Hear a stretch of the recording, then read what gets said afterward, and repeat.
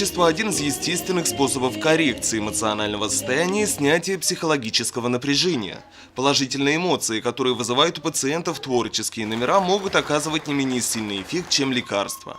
Это могли наблюдать организаторы из числа активных горожан, устроившие праздник для пациентов паллиативного отделения Центральной городской больницы. В частности, больным понравились выступления Эвелины и Федана Кулгариных, постоянной участницы уличных благотворительных акций «Помоги сейчас», Амалии Ахметьяновой, победительницы конкурса среди детей с ограниченными возможностями Назгуль Валиулиной.